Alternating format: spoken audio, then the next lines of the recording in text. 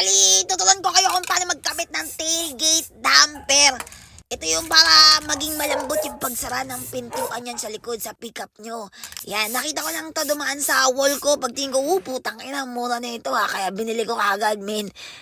Kasi nung nakaraan, nagpapakarwash ako at nagkakabit sila ng ganyan. Ganyan mismo. Ayan o, ito yung video ko doon. At alam mo, magkano singil sa akin? 6.5 sabi sa akin. 6.5 lang. Sabi ko naman, sige, susunod. Try ko. Pero tangina mo, sa isip ko, gago, mahal yun, 6.5. Sakto dumaan sa akin yung multo, di ba? More than times 10. Ang tindi, di ba? Tubong flood control ang datingan. Tangina. Wala pa rin nakukulong, tandaan yan! So ito, kailangan mo talaga ng star kit, no? Kung Ranger ang sasakyan mo, T6 ako.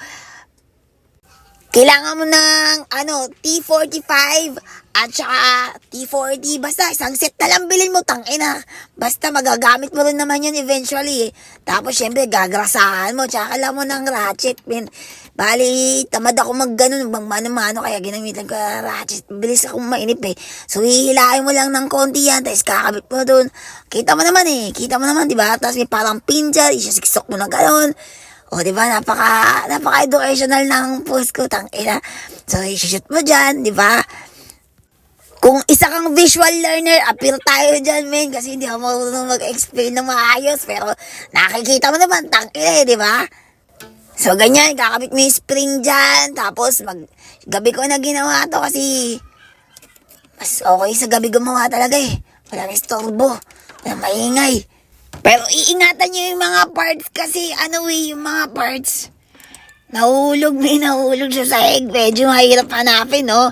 Katulad ng mga ibang maliliit na parts, katulad yung putang ina yan, halos mag-isang oras kong hinahanap sa sahig yan. Pag maliit talaga, no? Hirap hanapin sa madilim, no? Pero alam mo, naisip ko, advantage din na kinulayan ko siya ng black eh.